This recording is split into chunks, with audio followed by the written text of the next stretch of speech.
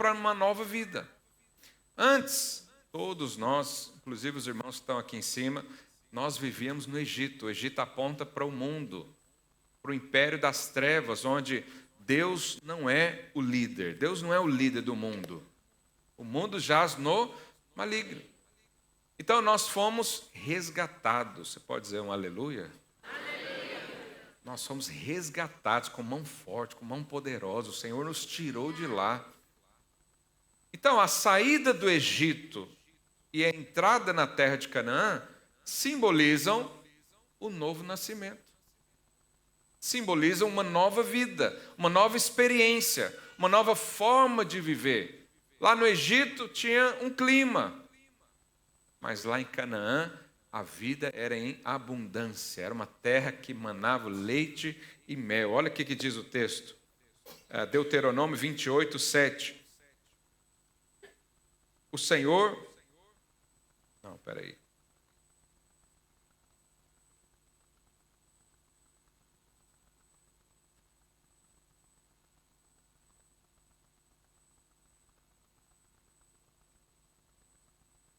Eu não anotei esse versículo. Depois eu falo para você. Bom, depois que eles entraram em Canaã, atravessaram o Jordão para entrar em Canaã, a Bíblia diz que essa terra estava ocupada por 7 povos. Que isso também representa para nós hoje 7 resistências para você viver uma vida em abundância. Quantos aqui creem que o Senhor te deu vida e vida em abundância? Amém. Quantos aqui já tiveram dificuldade de viver a abundância de vida que Jesus prometeu? Amém. Por quê? Porque existem resistências. Então, quando o Senhor falou para esse povo pela primeira vez, lá atrás, Deuteronômio 28, 7, a Bíblia diz: o Senhor fará com que sejam derrotados na tua presença os inimigos que se levantaram contra ti. Por um caminho sairão contra ti, mas por 7 caminhos fugirão da tua presença. Então Deus está dizendo o seguinte: vai ter dificuldades, vai ter desafios essa nova vida. Eu não sei quando aconteceu com você, mas quando eu entreguei minha vida para o Senhor Jesus, naturalmente falando, não mudou nada na minha vida.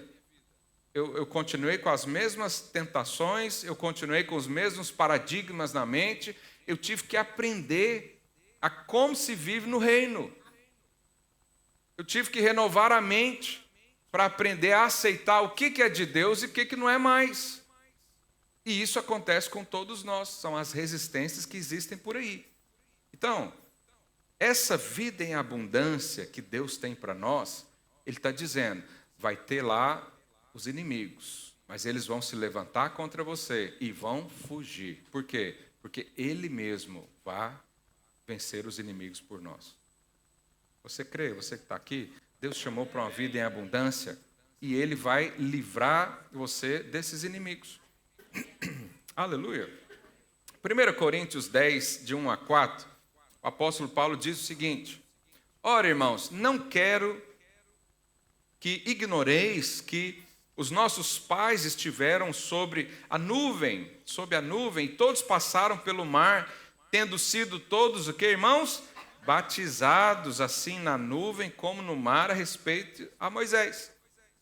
Todos eles comeram de um só manjar espiritual e beberam da mesma fonte espiritual, porque bebiam de uma pedra espiritual que os seguia. E essa pedra era quem?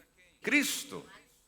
Então, aquele povo, durante o tempo que eles estiveram no deserto, eles andavam de um lado para o outro, eles montavam o acampamento no lugar, tinha uma pedra lá que dava água para beber.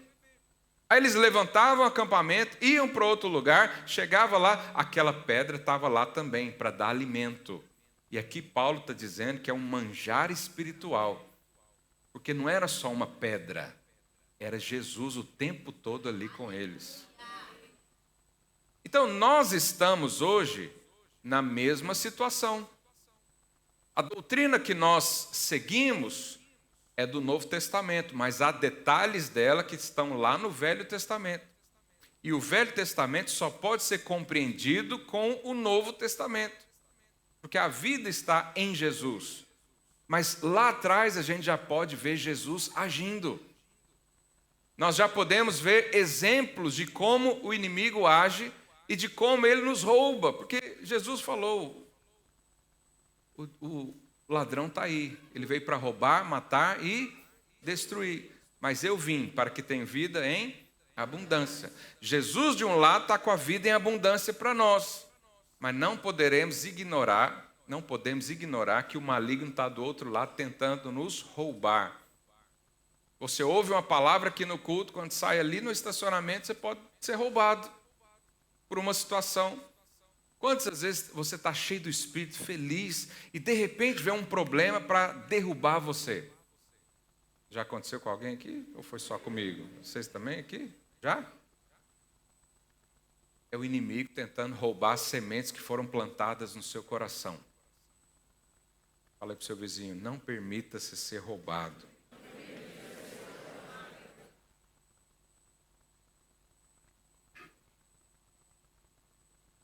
Então, a Canaã é a terra do desfrute, mas tem povos habitando nela.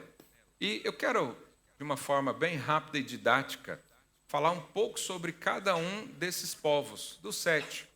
São 7 resistências, ou 7 inimigos, ou 7 barreiras que nos impedem de ter uma vida em abundância, uma vida feliz de desfrute. Quantos querem ouvir? São quantos? 7.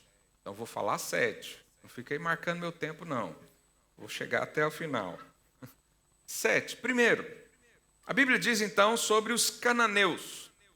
Se você pesquisar o original, e você pode pôr isso lá no Google, hoje já tem inteligência artificial, vai te ajudar a chegar nesses resultados. Mas se você pesquisar o nome original dos cananeus, significam aqueles que negociavam. Negociantes, barganha, porque naquela época era tudo troca, né? Eu tenho aqui um saco de arroz, o outro tem um frango, então vamos trocar. Barganha. Por que isso é um inimigo ou uma resistência para um cristão? Porque tem muita gente que ainda está fazendo barganha com Deus. Enquanto você fizer barganha com Deus, você deixa de receber graça e recebe só aquilo que você merece. Eu não sei você, mas eu não quero receber o que eu mereço. Eu quero receber o que o meu Pai quer me dar. Porque se fosse pelo merecimento, a gente nem deveria estar aqui. Mas muitos ainda têm essa barreira no entendimento.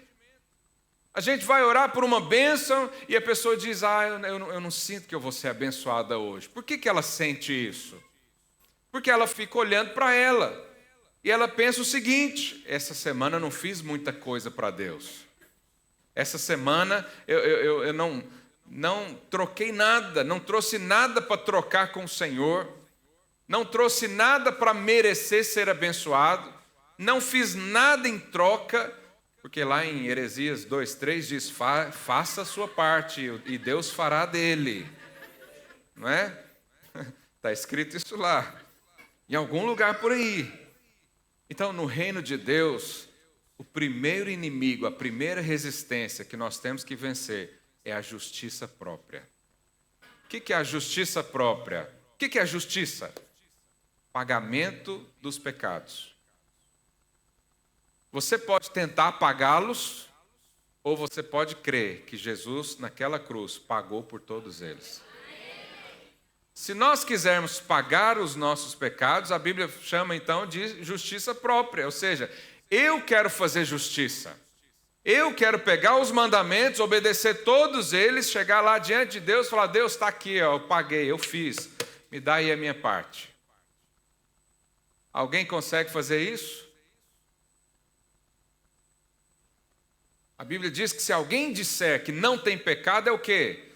Mentiroso, não precisa nem avaliar. Se eu fizer o teste dos 10 mandamentos aqui, todo mundo vai reprovar em pelo menos um.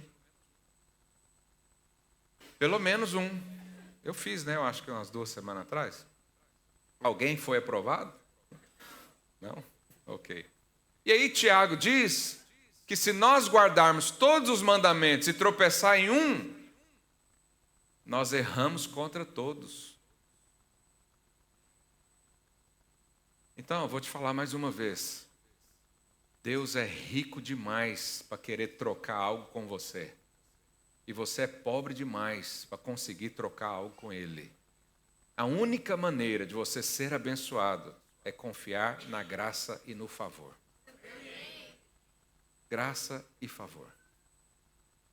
Essa é a vida cristã. Não pense que você vai ser recompensado porque fez. A única recompensa que nós vamos receber, que tem a ver com o galardão, é sobre as nossas obras, ok? Mas sobre o nosso relacionamento com Deus, não há mais nada para você fazer, para Deus aproximar de você. Porque você foi aproximado lá na cruz quando você nem existia. Você foi aproximado quando Jesus decidiu ir para a cruz no seu lugar. Então, nós precisamos vencer esse inimigo. Davi, na ocasião da construção do templo, ele tirou uma oferta trilionária. Ele pegou basicamente quase tudo que ele tinha e deu para o Senhor. E quando ele deu para o Senhor, ele falou a seguinte frase: toda riqueza e honra vem do Senhor.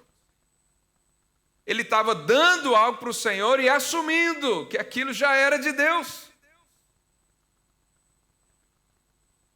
Isso é um coração que entendeu a graça. Tudo vem do Senhor. Eu estou aqui por causa dele. Nós estamos aqui hoje batizando por causa dele. Nós seremos abençoados por causa dele. A maior bênção que eu e você poderíamos receber foi a salvação. Alguém aqui comprou a salvação? Você pagou quanto? Fez um MBA? Fez uma oferta de sacrifício? E pagou pela salvação? Não. Se a maior bênção que eu e você poderíamos ter foi de graça, as menores serão também. Imagine que Deus chama o Helder e a Fernanda e fala: Helder e Fernanda, vou dar uma casa para vocês. Lá em Oeiras, de frente para o mar. 5 vagas de garagem. Com piscina. Com uma churrasqueira enorme para você chamar o pastor para ir para lá. Aí Deus contrata um jardineiro para fazer o projeto paisagístico da casa. Um arquiteto lá da França que vem dar os retoques. Faz a casa com mármore lá de Israel. Aí dá a casa para eles. Aí eles entram, começam a colocar lá os móveis. De repente eles sentem falta de uma mesa. E falam: Senhor, nós não temos mesa. O Senhor pode arrumar uma mesa para a gente? Aí o Senhor diz: qual é o sacrifício que você vai fazer para eu te dar essa mesa? Deixa eu ver se vocês merecem ganhar uma mesa. Faz sentido pensar isso? Porque eles já receberam a casa inteira. O que é uma mesa para uma casa inteira? Não é nada. Você já foi salvo, o seu nome está escrito no livro da vida. A maior bênção que você e eu poderíamos receber já está nas suas mãos.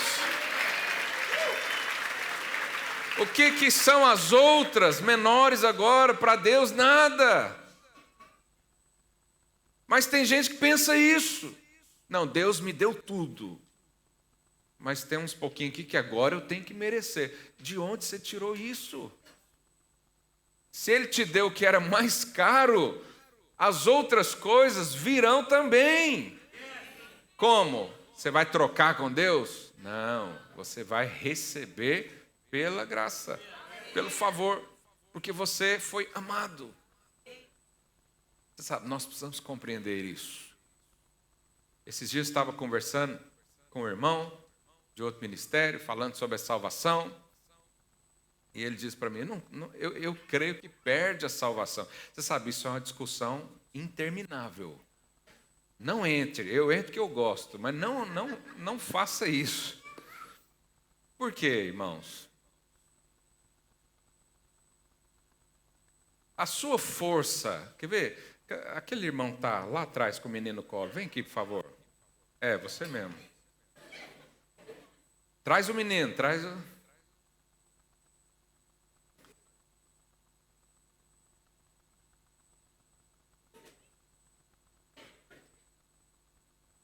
Hoje eu estou expondo todo mundo, né?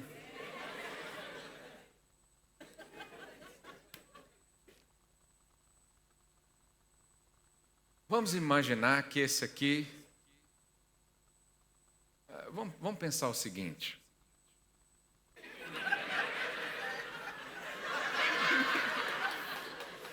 Não, você não vai fazer nada não, só ficar parado.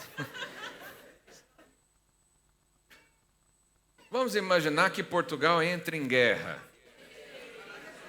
Você está vendo uma guerra aí diante dos seus olhos? Está fácil compreender isso. E por alguma razão, nós precisamos evacuar o lugar e fugir.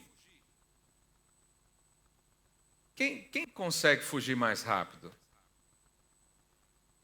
Ele está... Não é o seu filho não, né? Não. Mas você está aqui fingindo que é o pai. Quem que vai correr mais rápido, o pai ou o filho? O pai. Imagine que alguém chegue para esse pai e diz: eu vou sequestrar essa criança. E aí o pai está aqui. Chega para cá um pouquinho. Para alguém pegar esse filho, o que tem que fazer? Vai ter que brigar com o pai. Mas vamos imaginar que é um pai assim muito... Não é um pai. E aí, a salvação dessa criança será a força que ela tem para segurar o pai. Então, agarra aqui no pescoço dele. Agarra forte. Aí, solta ele. Segura. Pode soltar. Segura, José. Segura. Isso aí. Do jeito que esse menino tá, facilmente eu venho aqui e tiro ele. Olha lá.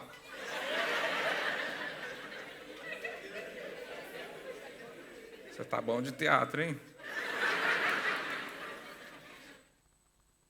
Mas você sabe o que acontece? Tem gente que pensa que a salvação é isso. É a força que você tem de segurar em Deus. Mas o que diz a Bíblia? O que diz a Bíblia? Coloca para mim aí, João 4. Eu estou na dúvida, o versículo. Procura aí. Eu lhes dou a vida. Olha só a diferença. A força dele em segurar o pai é muito fraca, é muito pequena. Nós não podemos basear nossa vida cristã na nossa força em agarrar o Senhor. Agora, olha o cenário diferente. O pai segura. E alguém... Tem alguém aí menor do que 1,40 de altura? Pode ser uma criança, um juvenil, um adolescente. Vem cá.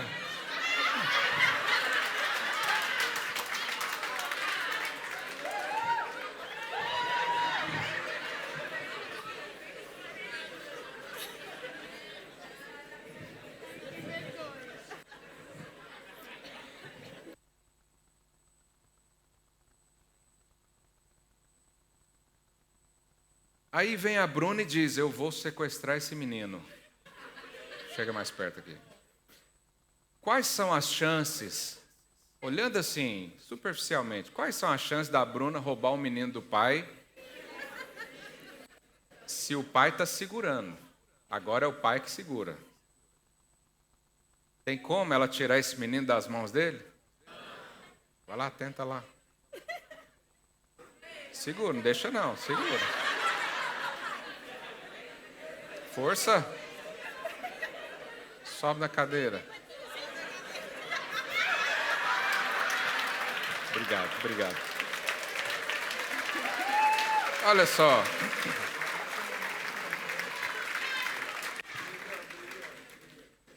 Isso é um exemplo da salvação. Achou o versículo aí? João 10, 28. Olha o que diz o texto. Irmãos, esse aqui não é só um pai. Ele é Jesus, o Criador dos céus e da terra. Ele é o alfa, ele é o ômega. Ele é o princípio, ele é o fim. Ele é onipresente, onipotente, onisciente. Por ele, tudo que se fez foi feito. E olha o que ele disse sobre a sua salvação. Eu lhes dou a vida eterna. Jamais. O que é jamais? O que é nunca? Não há hipótese. Jamais perecerão. E das minhas, e ninguém arrebatará da minha mão. Ninguém. O que é ninguém? Ninguém. Como é que você pode ter dúvidas de que Deus segurou em você? A sua força não é você segurar em Deus, é Ele segurar em você. Aleluia. Pode sentar, obrigado. Lá em Romanos 8, eu também não me lembro qual é o versículo, acho que é o penúltimo. Coloque aí, por favor. Romanos 8. Olha o que o apóstolo Paulo diz. Porque estou bem certo, ou seja, convicto, ele tem convicção. Não era uma ideia, não é algo que ele leu nos jornais, não é algo que alguém falou. Ele diz, eu estou bem certo que nem a morte, vamos ler junto? 1, 2 e... Nem a morte, nem a vida, nem os anjos, nem os principados, nem as coisas do presente, nem do porvir, nem os poderes, 39, nem a altura, nem a profundidade, nem qualquer outra criatura poderá separar-nos do amor de Deus que está em Cristo Jesus, o nosso Senhor. Aleluia! Aleluia!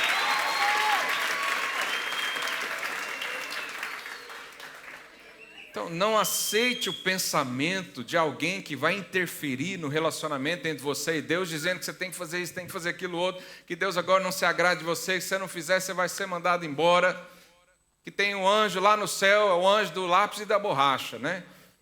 Quando você se arrepende do pecado, ele escreve seu nome no livro da vida. Aí você dá um tropeção, apaga de novo. Então tem um anjo que fica lá, escreve, apaga, escreve, apaga. Quando está no meio de escrever, apaga de novo. Você está seguro por Deus, por Jesus. Ele segurou em você e disse, das minhas mãos ninguém o arrebata, ninguém. Nem a morte, nem a vida, nem anjo, nem principado, nem demônio, nem nada pode separar você do amor de Deus que está em Cristo Jesus, nosso Senhor. Aleluia. Então nós precisamos vencer a justiça própria. A justiça própria é aquele pensamento, aquele senso de que você está sempre devendo Deus. E todo mundo vai estar mesmo, se você for olhar por esse lado. É aquele senso que nunca é o suficiente a minha consagração ao Senhor, nunca é suficiente a minha obediência ao Senhor, nunca é suficiente o meu esforço em querer mudar a mim mesmo para depois chegar diante de Deus. Jesus está falando, venha como você está. Quando Deus decidiu morrer por você, você nem olhava para Ele. Ele fez isso porque Ele quis. Hoje Ele continua querendo estar junto com você. O escritor de Hebreus diz para nós entrarmos confiadamente diante do trono da graça para receber auxílio. Então para de querer fazer troca. Para de querer merecer uma bênção, porque por esse caminho ninguém chegará lá. Ninguém pode ser justificado pelas obras, diz a Bíblia. Ninguém, inclusive eu e você. Então qual que é o caminho? receber graça e favor imerecido. Fala aí para o seu vizinho, vença a justiça própria. Aleluia. Efésios 1:3 diz assim: bendito o Deus e Pai do nosso Senhor Jesus Cristo, que tem nos abençoado com toda sorte de bênção espiritual que você conseguir merecer. Não é isso? O que diz o texto? Que você será abençoado quando fizer? O que diz aqui? Que o Senhor tem te abençoado com todas as bênçãos. O que significa todas as bênçãos? Isso está incluído o seu casamento? Está incluído o seu relacionamento com os filhos? Sua prosperidade financeira? Sua saúde? Seu ministério? Sua alegria? Sua paz? Então por que você não vive essa bênção?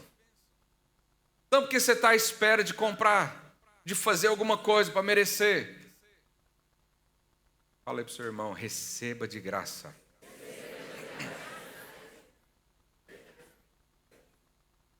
Aleluia. Segundo inimigo, os outros agora vão ser mais rápidos. A Bíblia diz então que o Senhor vai expulsar da terra os heteus, ou hititas, né? Que vem da raiz terror, medo.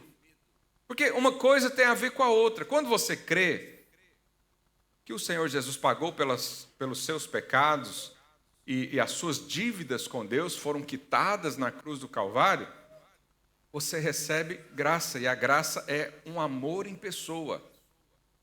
Você sabe, Deus não tem amor para dar, Ele é o próprio amor. E a Bíblia diz, vamos ler aqui, 1 João 4,18, no amor, em Jesus, em Deus, não existe medo. Antes, o perfeito amor lança fora o medo. Ora, o medo produz tormento. Logo, aquele que teme não é aperfeiçoado no amor. Pastor, por que eu estou com medo? Por que eu temo muitas coisas? Porque você ainda tem dúvidas do amor de Deus pela sua vida. Você não tem ainda uma convicção, uma certeza profunda. Deus me ama. Esse menino que estava aqui, quando o pai e a mãe o amam, ele vai receber tudo que ele precisa. Tudo que ele precisa, ele vai receber aqui. Proteção.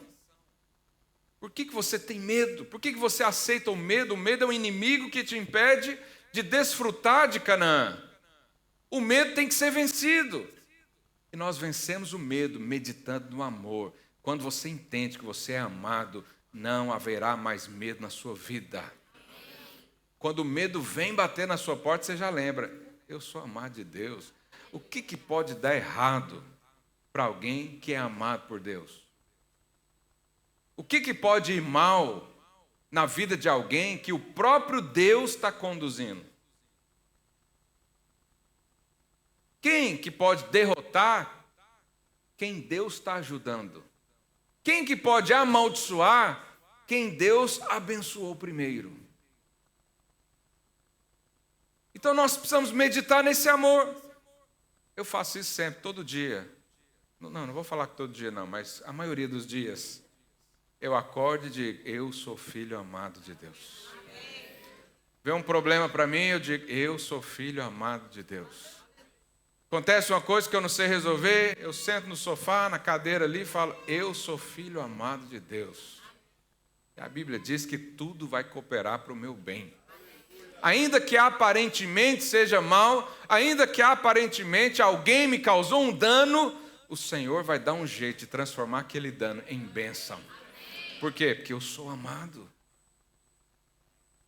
Jesus falou, se vocês que são maus, os homens, as mulheres também, se vocês que são maus conseguem dar boas dádivas aos vossos filhos, quanto mais o Pai que é bom também vai fazer o bem para você. Já pensou, se você chega aqui na igreja, eu tenho 4 filhos pequenos, e você pergunta, pastor, qual que é o seu pensamento para o futuro dos seus filhos? Aí eu falo para você, eu espero que meus filhos estudem numa escola mais ou menos, que ele tenha uma educação mais ou menos, que ele vá para uma universidade ou não. que ele ganhe pelo menos um salário mínimo para a vida e se contente com o que a vida der para ele. O que você vai pensar de mim? Eu sou um pai horrível. Se dependesse de você escolher o salário do seu filho, quanto é que ele ganharia?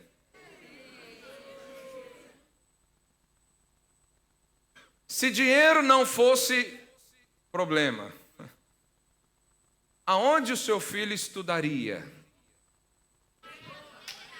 Na escola videira, obviamente.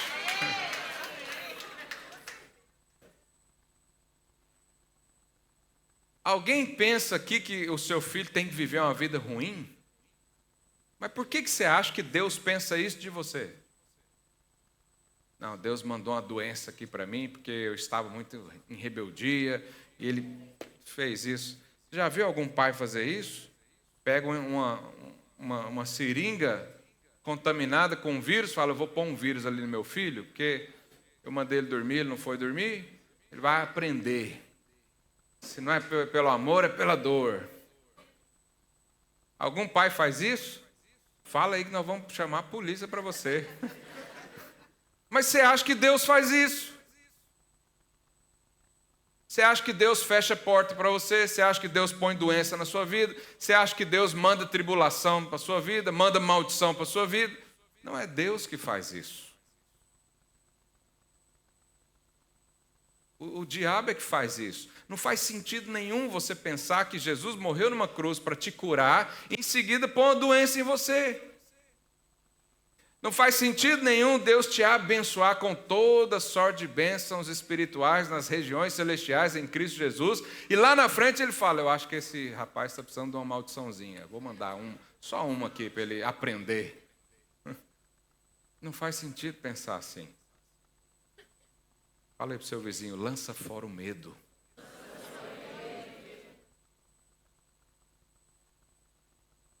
Romanos 5,5 diz, ora, a esperança não confunde, porque o amor de Deus, diga o amor de Deus, é derramado em nosso coração pelo Espírito Santo que nos foi outorgado. É derramado. Deus não quer te dar um pouquinho de amor, não. Ele quer virar um balde de amor em cima de você assim, ó. Ele quer mergulhar você em águas de amor.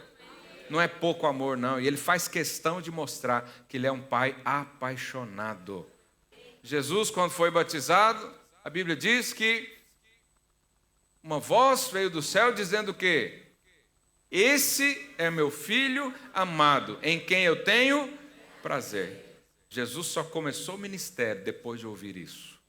Hoje você está entregando sua vida para o Senhor, está confirmando que você é dele, recebendo a mesma palavra. Você é filho amado de Deus. Não deixe que nada tire isso, nem circunstância, nem problema, nem provação, nem pecado, nem perseguição, nada disso pode tirar a sua convicção de que você é amado por Deus. Diga, eu sou um filho amado. Diga, Deus tem prazer em mim. Aleluia. Essa é a forma de vencer o medo. Toda vez que o medo vier, lembra, eu sou amado por Deus. Aleluia. Terceiro inimigo são os heveus. Os heveus, uma parte da tradução, são pessoas que são posseiras. O que é um posseiro? É aquele que toma posse indevidamente. Aquela terra era de Deus para o povo, mas tinham lá uns habitantes dizendo que a terra era deles. Os posseiros, eles entraram, fizeram uso capião, já viu essa expressão? Eles forçaram e disseram, agora essa terra é minha, agora eu fico aqui, exatamente como o inimigo faz comigo e com você. Deus nos dá uma bênção, uma promessa, mas de repente vem alguém que quer tomar isso de nós. O Senhor está dizendo, eu vou eliminar os posseiros da sua vida. Eu vou tirar cada um deles. Em todas as áreas você vai receber a bênção, a promessa vai se concretizar. Aleluia. O inimigo, ele quer tomar território. Ele quer ter espaço na nossa vida. Você sabe, às vezes teve sonhos que foram roubados de você. Houveram palavras lá atrás que deram para você no início da sua vida cristã, no início da sua conversão, que agora você nem fala disso mais. Nós estamos no ano da restituição. É o ano de pegar de volta aquilo que foi roubado. Você crê? Diga um amém forte no seu lugar. Amém. Aleluia. O quarto inimigo são os fariseus. Fariseus simbolizam aquelas pequenas vilas, pequenas cidades que não têm proteção, sem muralhas. Você sabe, quando Neemias foi chamado por Deus para servir o povo, a primeira coisa imediata, a prioridade número 1 de Neemias era reestabelecer os muros de Jerusalém. Porque muro fala de proteção. Proteção. Logo, os fariseus aqui está falando sobre a insegurança que rodeia o seu coração. A insegurança. Aquele sentimento de impotência. Aquele sentimento de que a qualquer momento pode acontecer algo com você. Mas a Bíblia diz: 1000 cairão ao meu lado, 10.000 à minha direita, mas eu não serei atingido. Mas tem crente que ele acorda já preocupado. E ele sente que algo mal vai acontecer. Então, uma vez o irmão me ligou: pastor, eu estou com angústia, estou sentindo que algo mal vai acontecer, vai cair alguma coisa aqui em mim, eu sinto isso. Eu falei: irmão, então não chega perto de mim não, porque... Brincadeira, não falei, só pensei. Uma vez que nós viajamos para Israel, tinha um grupo, tinha mais ou menos uns 25 pastores no grupo. E aí lá dentro do avião, uma senhorinha conversando uma com a outra, e um dos pastores ouviram, falou para ela: ô fulana, pode ficar tranquila, porque esse avião está cheio de pastores e de padres. Quer dizer, não vai cair. Porque ela achava que a gente tinha assim, um poder maior. Irmão, se for meu dia e você estiver do meu lado... Mas eu não fico pensando toda hora que eu entro no avião, vai cair. Não. Por quê? Eu já venci esse inimigo, não tenho segurança para aquelas coisas que o Senhor mandou fazer. Vamos edificar uma igreja, vamos comprar um prédio, vamos fazer... Eu saio fazendo tudo, por quê? Porque a minha segurança está no Senhor. É o Deus da obra, é o Deus da provisão, é o Deus da força, é o Deus da graça, é o Deus da inspiração. Está tudo nele. Eu não vou viver de forma insegura. Nós vamos vencer esse gigante hoje em nome de Jesus. Os muros significam defesa. Não estar vulnerável aos inimigos. E eu e você não estamos. Porque a Bíblia diz: maior é o que está em nós. Fale para o seu vizinho: maior é o que está em nós. E como é que eu reedifico esses muros normalmente? Volta a orar para você ganhar segurança em Deus. Você parou de orar, parou de perceber o mundo espiritual, está aí sendo distraído pelo inimigo, está aí edificando a sua vida atrás de um dinheiro, atrás de um relacionamento, atrás de uma bênção. Para com isso. Continue olhando para o Senhor. Talvez você está desconectado de uma igreja e chegou aqui, fica aqui com a gente. Aleluia. Isso é reedificar muros, segurança. Você não pode ser vencido pelo inimigo quando está em grupo, em corpo, porque no corpo ninguém toca. Ninguém toca.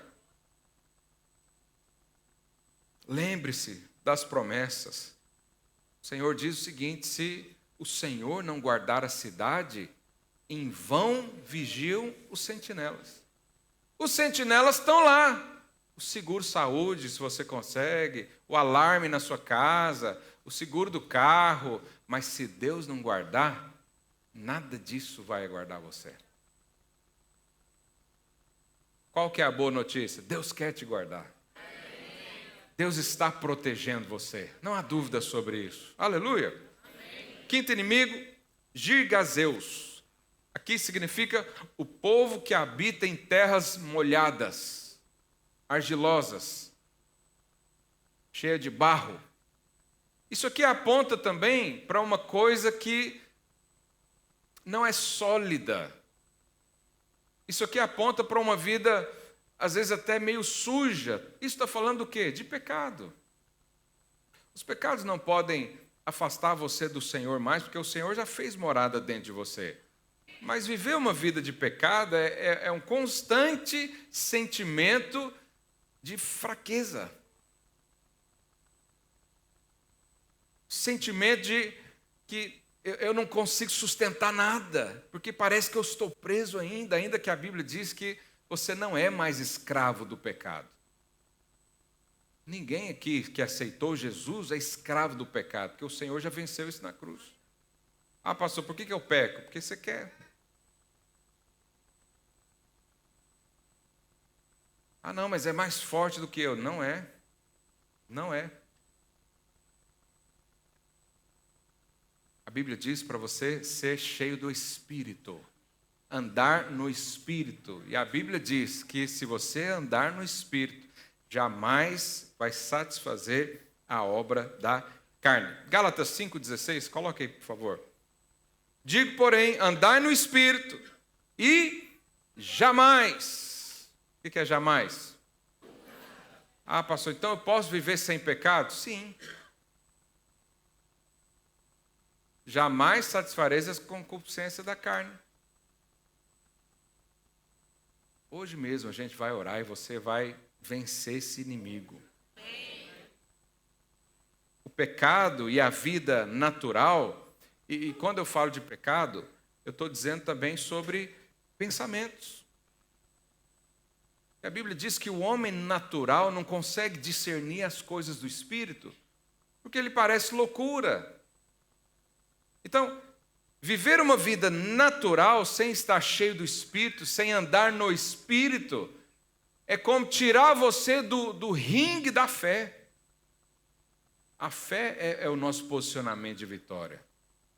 Mas se tira você da fé, você vai perder tudo. Vai ser roubado, não vai ter desfrute. Falei para o seu vizinho, permaneça no campo da fé. Olha o que diz Romanos 8:2. Porque a lei do Espírito da vida em Cristo Jesus te livrou da lei do pecado e da morte. Você não precisa mais aceitar pecado na sua vida. Não precisa. Ele não é mais forte que você. Isso é o inimigo querendo sujar você. E aquele cristão que se sente impuro vai produzir obras impuras. E qual que é o pensamento? Eu já estou na lama mesmo. Mais um não vai terminar de me matar, não. E aí você permite o pecado. Mas isso é uma cilada. Isso são os inimigos querendo atrair você. Sexto, só falta mais um. Os amorreus. Amorreu vem, a raiz da palavra amorreu é aquele que fala, mas não é um falar normal, é um falar de arrogância, de gritaria, de ignorância. Sabe aquelas pessoas que são altivas, que elas falam como se estivesse por cima de toda a gente? Isso aqui fala de um espírito de intimidação. E acredite, o inimigo intimida você dia e noite. Ele grita no seu ouvido. Ele fala que você não será capaz, que você não pode, que você não tem, que Deus virou as costas para você. Hoje também é o dia do Senhor te livrar desses inimigos. Hoje é o dia de você aceitar as palavras que vêm do Senhor. Romanos 8:33 diz assim: quem intentará acusação contra os eleitos de Deus? Ou seja, existe um ser no mundo capaz de sentar no lugar do juiz para acusar quem Deus inocentou? Existe alguém capaz de se levantar contra você que é cuidado de Deus? Então, não aceite vozes de condenação. Não aceite vozes dizendo que você tem ou deixou de ter. Fica com a palavra de Deus. Diga, eu sou o que a Bíblia diz que eu sou. Diga, eu tenho o que a Bíblia diz que eu tenho. Diga, eu faço o que a Bíblia diz que eu faço. Essa é a nossa realidade. Essa é a nossa vida. Não são as pessoas que gritam por aí. E por último, os jebuseus. É os que pisam, os que oprimem. Você já se sentiu assim em algum momento? Opressão, você nem sabe o porquê. Aquela angústia, aquele medo, aquela ansiedade descontrolada, aquele sentimento que tudo vai mal, que alguma coisa de ruim vai acontecer. Pois é, isso é o inimigo tentando roubar você do desfrute da terra prometida. Você sabe, Deus quer livrar você desses inimigos. A gente está falando de todos eles aqui, mas o texto de Josué diz que é o Senhor que vai livrar. O Senhor. Eu e você precisamos ter a experiência do descanso. O que é o descanso? É eu sentar aqui. Chega para lá um pouquinho. Os inimigos estão aqui à frente. Não são vocês, não.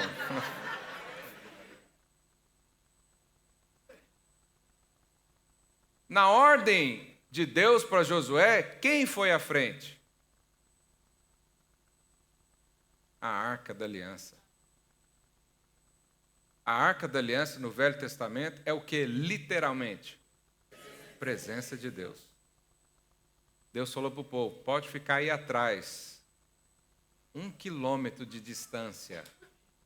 Deus falou para ele, fica atrás porque vocês não sabem para onde vocês vão. Vocês nunca foram, mas eu vou à frente.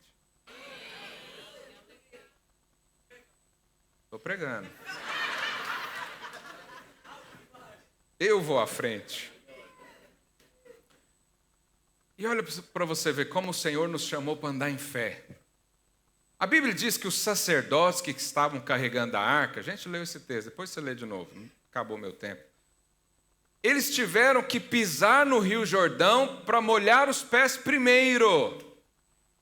Lá com Moisés foi diferente. Ele estendeu o cajado e as águas se abriram. Aqui foi diferente.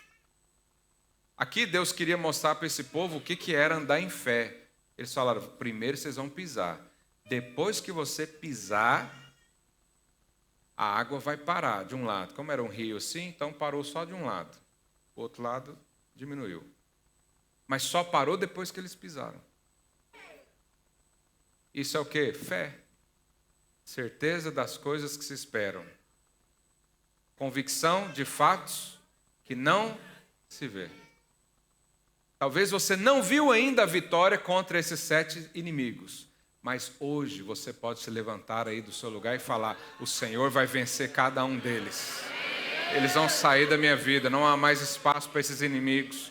Não há mais espaço para intimidação, não há espaço para quem grita no meu ouvido, não há espaço para o lamaçal do pecado, não há espaço para essas coisas.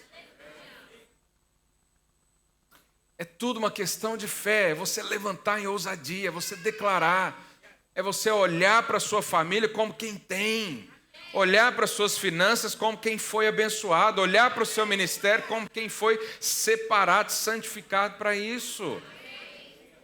E ao fazer isso, as águas vão parar e você vai passar. A Bíblia diz que quando então os levitas se posicionaram lá no meio do Rio Jordão, as pessoas passaram em terra seca. Mas é interessante que essas águas pararam lá em cima, numa cidade que se chamava Adã, que o original é Adão, a cidade de Adão. O que Deus está querendo mostrar com isso? A nossa vida foi perdida lá em Adão. Deus está dizendo o seguinte, tudo vai ser restituído desde Adão, vai parar lá. As águas vão parar lá. E vocês vão viver vida abundante daqui para frente. Tudo aquilo que foi roubado será restituído. Restituído. Aleluia. Toda maldição, toda dor, toda consequência do pecado, Deus está jogando tudo para trás e falando, agora isso aí passou. Deixa para lá as águas. Deixa para lá as escolhas que você fez lá de trás. Deixa para lá o que aconteceu lá atrás. É uma vida nova agora diante do Senhor.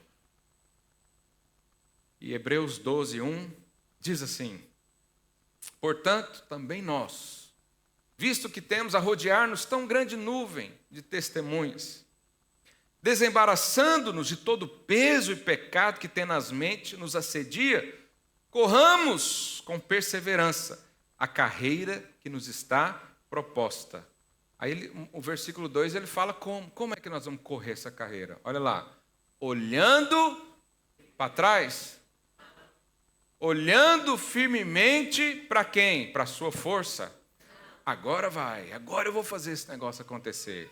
Não, agora eu venço esse pecado, agora eu faço tal coisa. Não.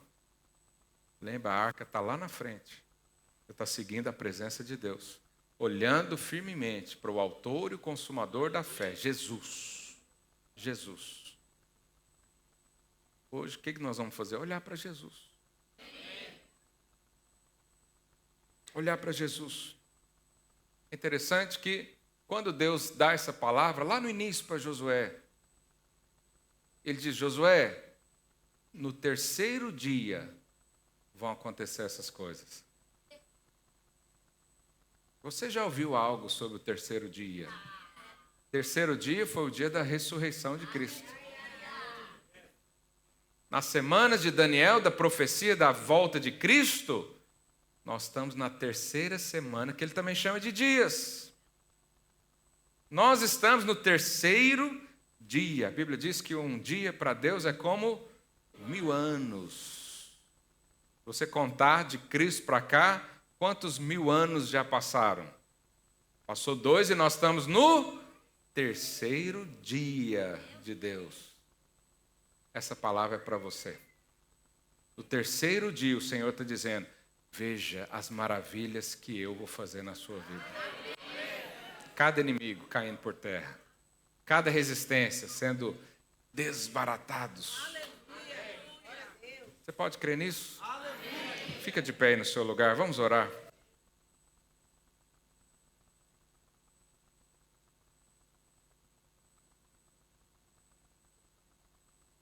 De tudo que foi falado aqui, quais são os inimigos que você claramente percebeu que está tentando roubar você do desfrute da terra prometida? O Senhor já te colocou em Canaã.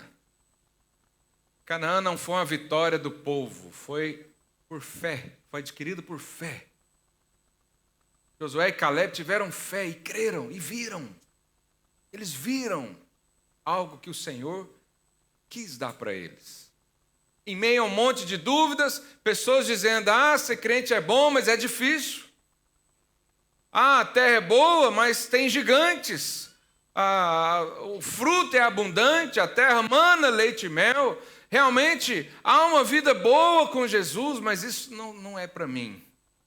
Todos esses morreram no deserto. Mas Josué e Caleb se levantaram e disseram, certamente, o Senhor falou, é para lá, eu vou para lá. Amém. Certamente, o Senhor vai nos dar essa terra. Amém. Certamente Ele vai nos abençoar. Certamente vamos prevalecer contra esses inimigos. Certamente a bênção do Senhor já está sobre mim. Essa é a convicção e a fé que Deus quer te dar hoje. Feche os seus olhos. Você é capaz de dizer isso? Certamente eu vou prevalecer contra esses inimigos. Eu estou bem certo de que nada, nem altura, nem profundidade, nem largura, nem principados e potestades, nem demônios, nem pessoas, nada pode impedir os projetos do Senhor de acontecerem, porque Cristo é por mim. Fala com Deus agora, você e o Senhor aí no seu lugar, com a sua maneira de falar. Fala, Deus, eu creio que o Senhor vai derrotar cada inimigo desse. Eu creio que toda maldição foi lançada por terra. Eu creio que toda dor foi sarada naquela cruz. Eu creio que toda consequência do meu pecado, o Senhor já eliminou. Eu estou pronto para desfrutar de Canaã. Eu estou pronto para viver uma vida em abundância. Eu estou pronto para receber aquilo que o Senhor quer me dar. Não é pelo que eu mereço, não é pelo que eu faço. Eu não quero fazer trocas com o Senhor. Eu quero receber esse amor e essa bondade infinita sobre a minha vida. Pai, nós oramos agora porque cremos que o Senhor é por nós. Se o Senhor é por nós, a tua palavra diz, não poderá ninguém ser contra. Se o Senhor quer nos abençoar, eis-nos aqui para receber essa bênção. Se o Senhor quer nos favorecer, em unidade nós dizemos sim, nós cremos. Nós cremos na bondade, nós cremos na graça do Senhor, nós recebemos agora vitória em todas essas áreas. Nós recebemos agora vitória contra o medo. Nós recebemos vitória agora contra a justiça própria. Nós recebemos vitória agora contra vozes que tentam nos oprimir. Nós recebemos vitória agora com todo espírito maligno do pecado, de condenação, de escravidão. Em nome do Senhor Jesus, recebemos vitória contra inimigos que nos roubaram, que entraram na posse do que é nosso. Nós declaramos que estamos seguros no Senhor, por isso toda insegurança e ansiedade caia por terra agora, todo medo caia por terra agora, todo sentimento de fraqueza, de desânimo, em nome do Senhor Jesus, por causa do Senhor, nós recebemos vida e vida em abundância, em nome do Senhor Jesus, em nome de Jesus. Ora com quem está ao seu lado, abraça aí o irmão que está do seu lado. Se é sua família, seu marido, sua esposa, ora com eles agora, encorajando, ora declarando a vitória, ora declarando que esses inimigos já caíram por terra.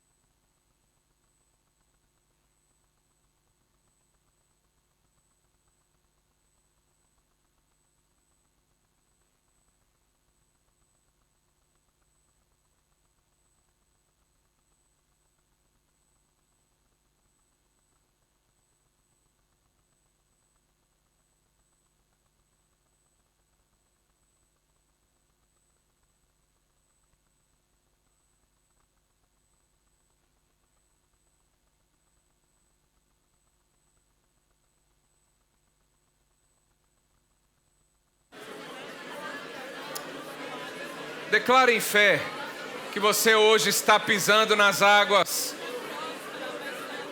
que hoje o Senhor está parando as águas lá atrás para você passar, que hoje o Senhor está fazendo algo novo na sua vida. Você está entrando numa outra atmosfera de fé, você está crendo em coisas maiores para a sua vida. Hoje tomamos posse da bênção, hoje tomamos posse da vida em abundância, hoje entramos pela fé na terra da promessa, no nosso casamento, na nossa vida financeira, no nosso ministério, em nome do Senhor Jesus, em nome de Jesus, nós cremos que toda sorte de bênçãos já está sobre nós. Em nome de Jesus.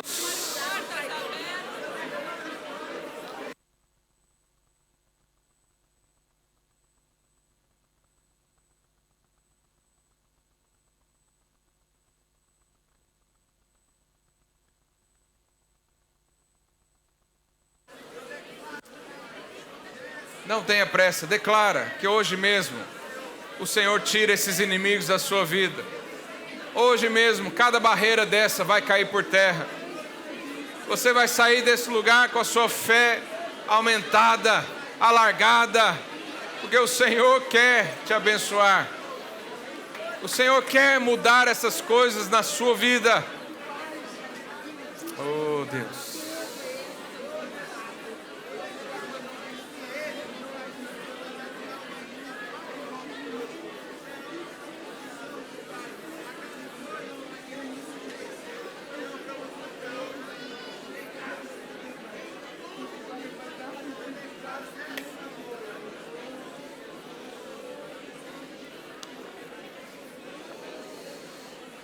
Aleluia, aleluia. Glória a Deus. Dá uma palavra de fé para esse irmão que você orou. Fala para ele: você verá as maravilhas de Deus na sua vida. Você verá o livramento de cada um desses inimigos. Você entrará na posse da terra prometida, na vida em abundância. Bondade, misericórdia, graça e favor certamente te seguirão todos os dias da sua vida, em nome de Jesus. Aleluia! Aplauda ao Senhor. Glória a Deus.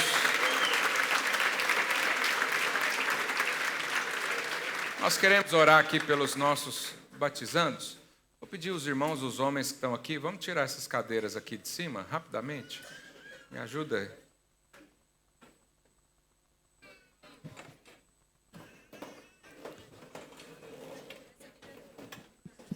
Aqui embaixo, por favor.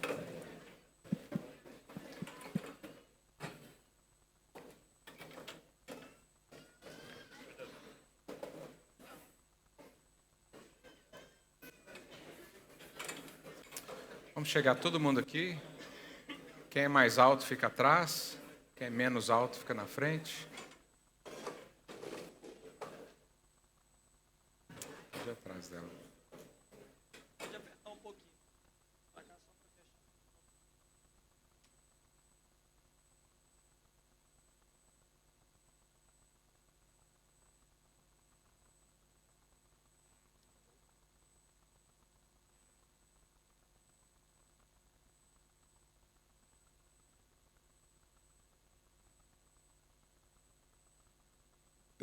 Pessoal, quem vai tirar foto aqui só para estar ajustado? Tudo ok? Foto.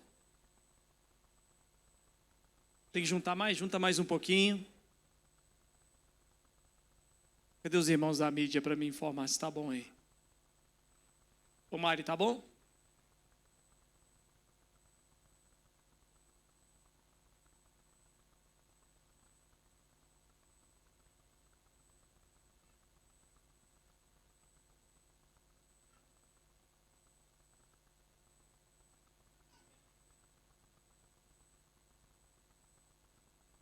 Pronto?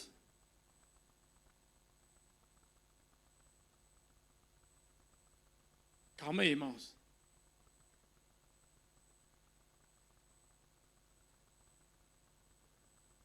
Tá. Amém, irmãos? Então vamos orar? Aleluia. Estenda suas mãos para cá, vamos orar por esses irmãos. Eu queria que você declarasse vida, graça, favor de Deus sobre eles. Pai, nós oramos essa manhã.